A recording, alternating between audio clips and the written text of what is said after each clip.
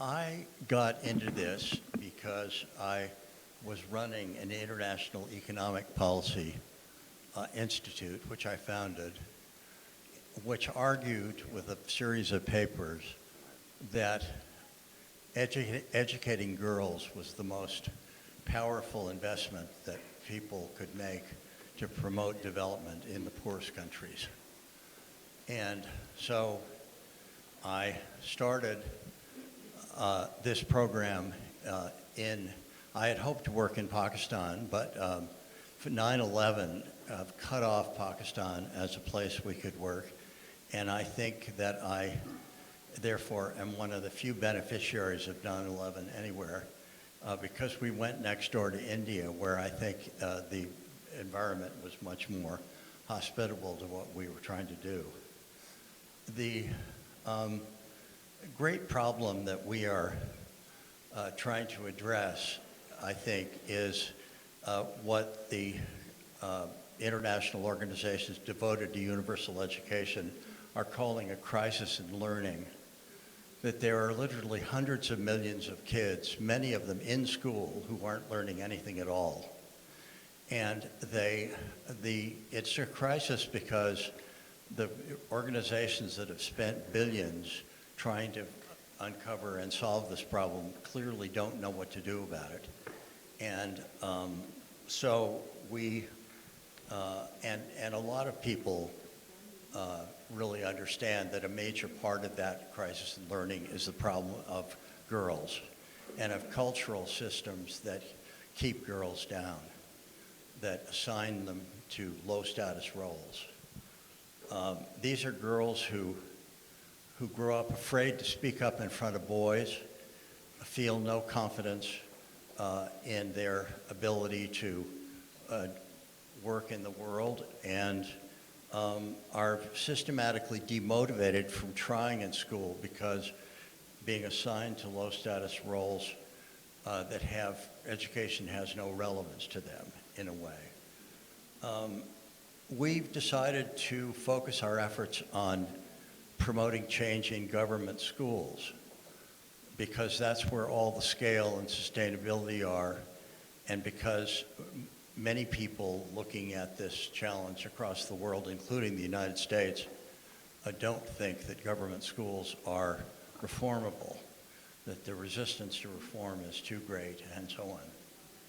But we have developed a powerful methodology for reforming government schools by focusing on the motivation of kids rather than on the school itself. We do things on the school side, but the motivation, the low motivation of girls is what we focused on. And we did this through an institutional innovation called Girls' Parliaments, which are centers for training girls as leaders and learners. And we separate them from boys for 2 years, encouraging them to take roles as leaders of the community, of the schools, of our program. They do everything in our program.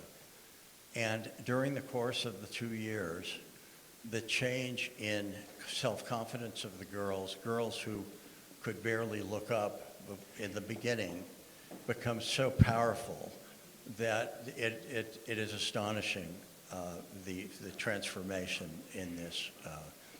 And we knew that the extent to which this happened. I went to a meeting with Anjula a couple of years ago in northern India, to a girls' parliament meeting, and it was all in Hindi, so I didn't understand any of it. She understood it all, but she turned to me at a certain point in the meeting and she said, "They want boys in the girls' parliament."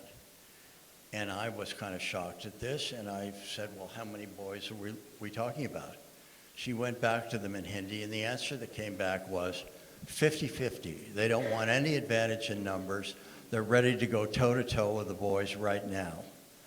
And the result of this is an astonishing demonstration of the empowerment of the most traditional girls in rural India, which happened finally after years of hoping the government would notice what we were doing in their schools.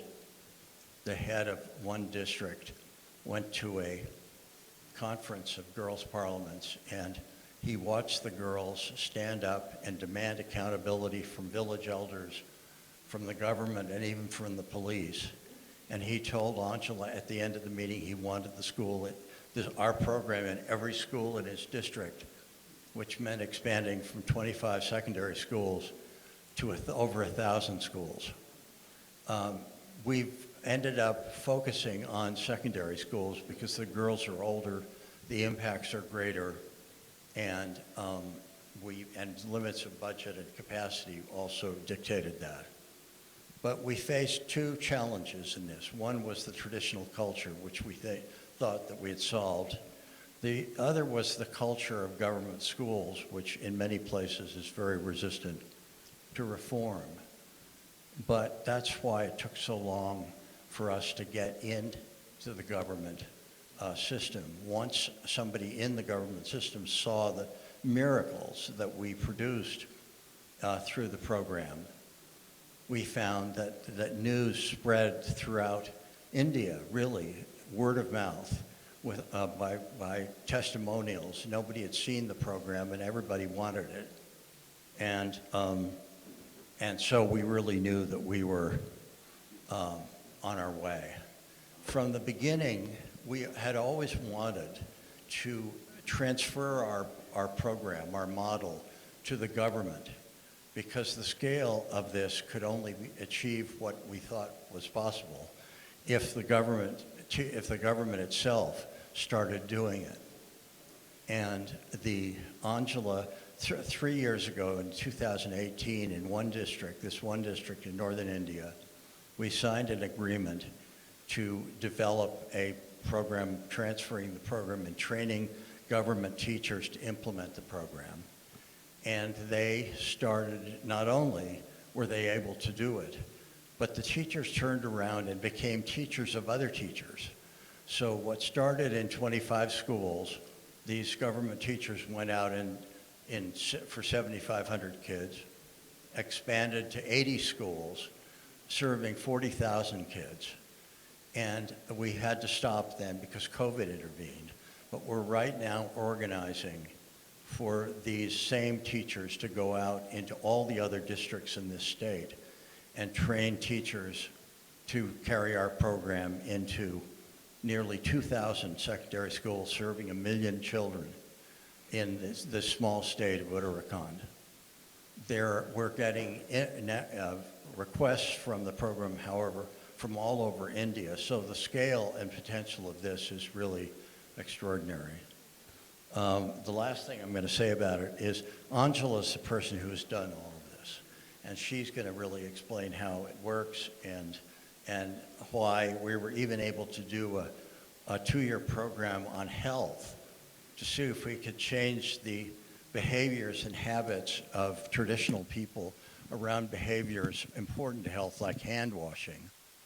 And after 2 years, with the girls taking the leadership role in this again, the hand washing increased from like between 0 and 10% to more than 60% in 62% of the schools. But 2% of the schools had more than 90% hand washing. And we didn't have the budget to go find out what they did specially, but we knew the secrets were there to make them all 90% schools. I'm going to now turn it over. Anjula, I've been working on this for 20 years. When I started, she spoke almost no English. She had never been on an airplane. She'd never been outside India or anything. And now she speaks better English than I do. And she's extraordinary in so many ways I couldn't even tell you. Okay, so I can say that I am actually the product of this whole program, because whatever we are doing right now, and for the last 2 decades actually, is all about transformation. And how it begins? It all begins with creating a sense of ownership. And I heard since morning, I've been in this room listening to all the great presenters, and I heard them talking about so many things that are common to our program and so many challenges that we addressed through our program, and in fact, we were able to resolve those. And that's the reason why we are here to talk about our story and see, is there a synergy? Is it possible that we all can work together to bring those solutions to the schools in the US, as we are already planning to expand in the schools in US and Bulgaria. We are in the process of doing that. But then we are here to talk to you and open to having any kind of partnership with you all, any kind of association with any of your organizations and corporations. You are all most welcome to join hands with us in expanding our program to the US schools. So I was talking about ownership. I heard one of the presenters talking about identity crisis in the students. Yes, it is. It is there. Because the challenge here is that how do they identify themselves? Do they look inside themselves, or they are comparing themselves to someone else outside? Are they comparing themselves to Jeff Bezos, or the billionaire the Facebook billionaire, or someone else, or a great player, or a great artist? Who are they trying to compare themselves with? So, and I'll tell you why I'm bringing these all things up, because we offer solution to all these problems. We have multiple challenges in the schools in US as well. I visited almost 40, 50 schools just to try and see, can we resolve some of these problems through our program? I saw problems with discipline. I saw problems with students being disillusioned, students not knowing what exactly they want to do, what they want to be. All of this ultimately is because there is no sense of self-realization. Not at all. Are we teaching that? Are we telling them to, come on, go inside yourself and start thinking what you are, who you are, what's your environment, and what you could be with your own resources? Because we don't really come back and look at our own resources. We don't try to find out what do we have and what can we make best use of with this.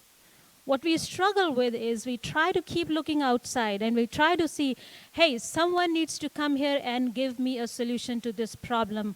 Otherwise, it's impossible to resolve it. But believe me, there is no problem that cannot be resolved. And we have done it, and we have not done it by providing our resources or external resources to these students, to these girls, to these parents, to these teachers. No, we don't give them anything. It's just the confidence. It's just the way we tell them to look at their problems, to address their problems. Come on, go inside yourself. That's where you'll find the solution to your problem. Believe in yourself, and you will ultimately get together. Have a sense of ownership of your problem, your solution, your school, everything you can get rid of indiscipline in the school. We talk about bullying in the schools. I recently was talking to someone in California Department of Education, and they have,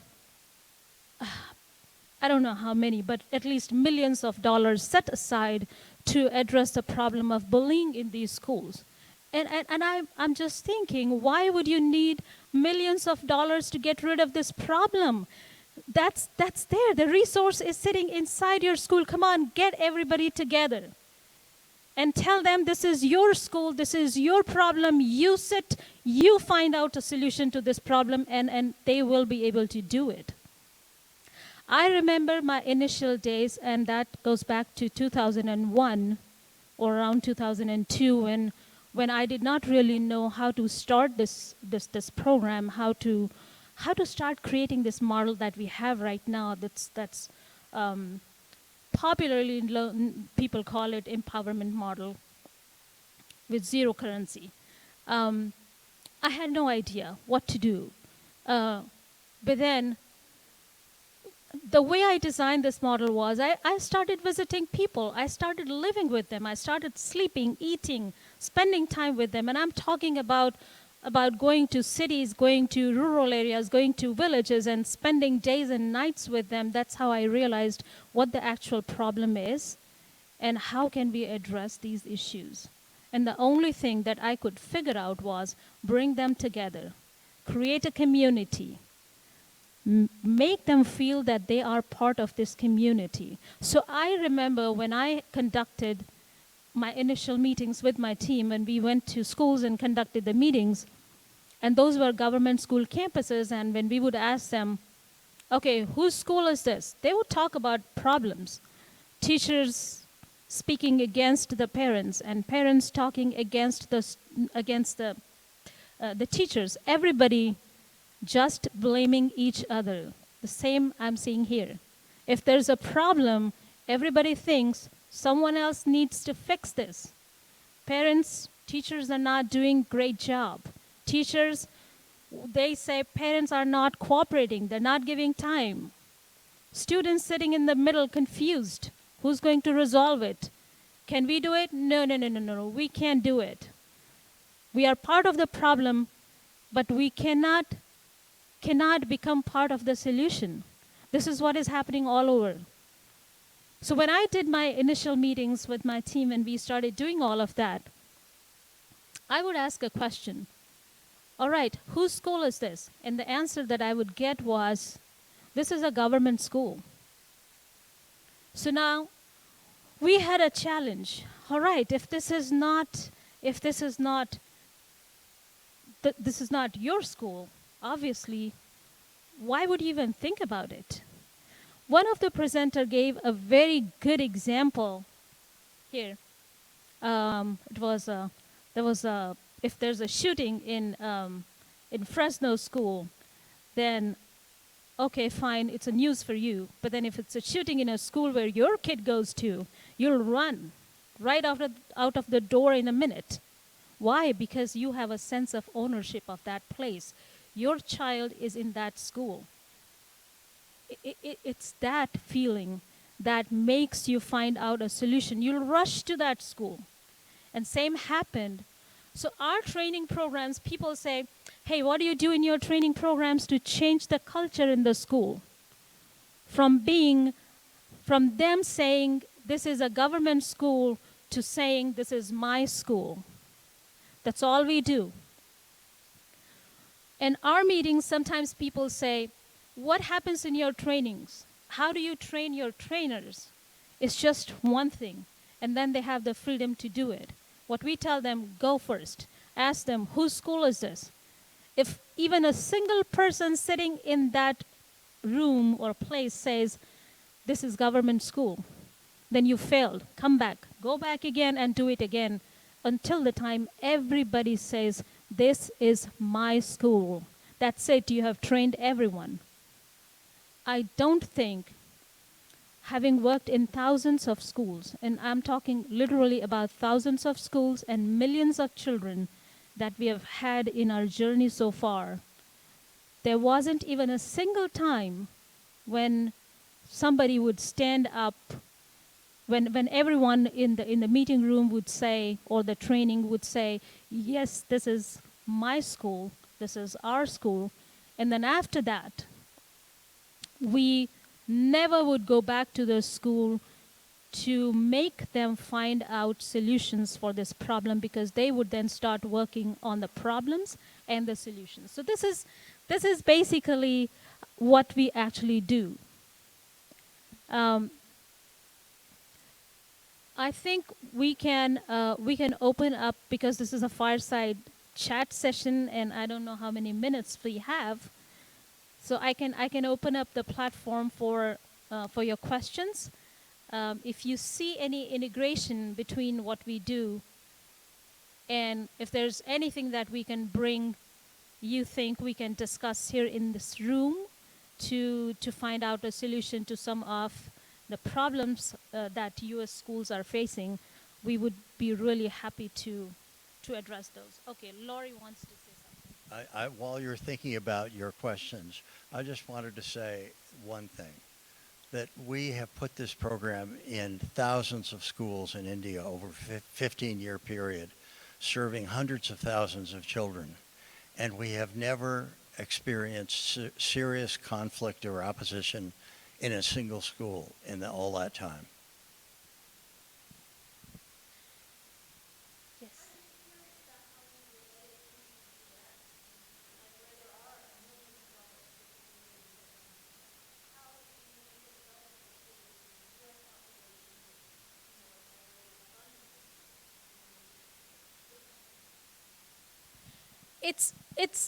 It's still this. It's still same. It's not going to be any different.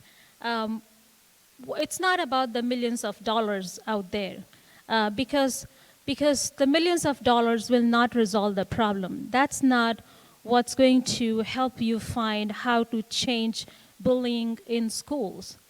It's basically, again, bringing the people together and telling them it's a problem, it's connecting, it's creating a community that thinks that this school belongs to us, a community of practice, I would call it that way, that thinks this school is mine, parents being part of that community, teachers becoming part of that community, students becoming part of that community, and even members from the outside community.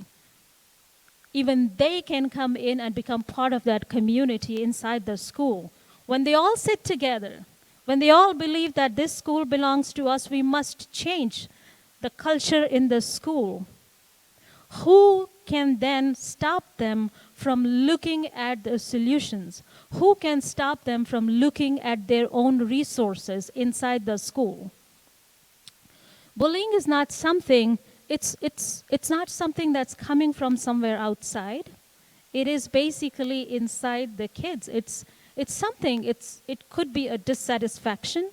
It could be a learning of these kids that they are bringing from somewhere else, from media, from exposure to multiple technical platforms, or it could be a group that they have been interacting with.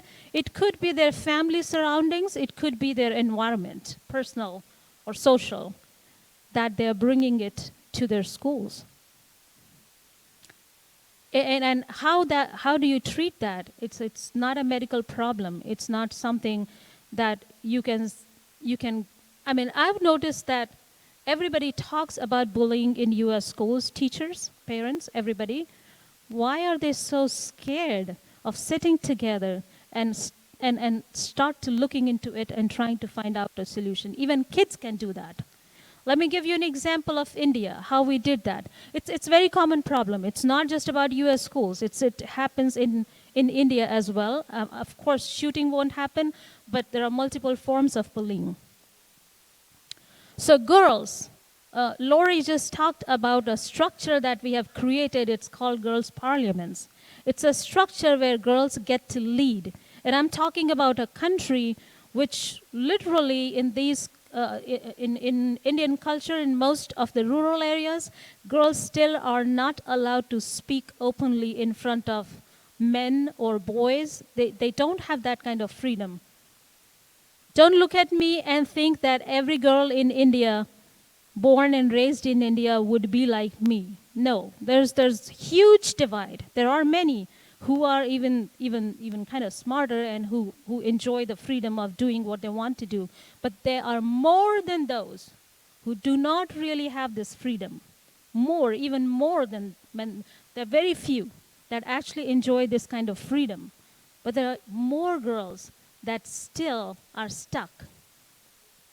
But think about these girls I'm talking about. These girls, when we start our program in these schools, they become open. They get the confidence to speak up. And they speak about their problems. They are the ones who literally dictate the school management committee meetings. They are the ones who tell their parents that they're going through different kind of problems. Whether it's indiscipline. I don't know if you know about eve teasing or not, but it's a very common phenomena in India. It used to be super common when I was maybe 20 years old. It still is. That's another form of bullying where boys can tease girls wherever and whenever they want. Look, she's nodding her head because she has gone through that. So me, even I, somebody would come and slap at my back. This was very common. Somebody would come and pass a comment. That was common. And it still is in some of the schools that we work, in many of the schools. And girls were always scared of boys. They can do anything, they can say anything, but girls have to be shy, submissive, stay away. When we created these girls' parliaments and gave them the leadership roles in the girls' parliaments, the good thing that happened, not only these girls, but even boys decided to follow them. So I'm saying these are girls' parliaments, but these are structures led by girls, followed by boys, because even boys decided to become part of the girls' parliaments. We still call them girls' parliaments. But you cannot imagine a situation in India where girls are leading. The group is named after girls, but boys say, okay, we have no problem getting into these groups and helping the girls or following the girls lead the groups. So why I stressed so much on this, we can create similar structures. I'm not saying we name it the same. We can have whatever name it could be. We can have boys and girls together. But why can't we put the boys and girls together in US schools and sit with them and tell them, look, this is the problem in the schools. Not every child is bullying. Not every boy or a girl is a bully in the school. It may be 1, 2, 3, 4, that's it. But there are hundreds studying in that school. Why can't we all get together? This will solve the problem. And this is what we want to try.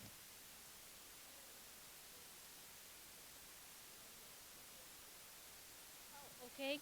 Well, unfortunately, and we can blame pandemic for this. That's an excuse we shouldn't, but we don't have any cards. So what I could do is, well, our organization's name is Educate Girls Globally. And our website is educategirls.org. You can find all information about us on that. So it's just simple, educategirls.org. You can get in touch with us. Do we have any other? Oh, we are out of time? So sorry. All right. So, but thank you so much. Thank you so very much for listening to us. And if you want to get in touch with us, please do so.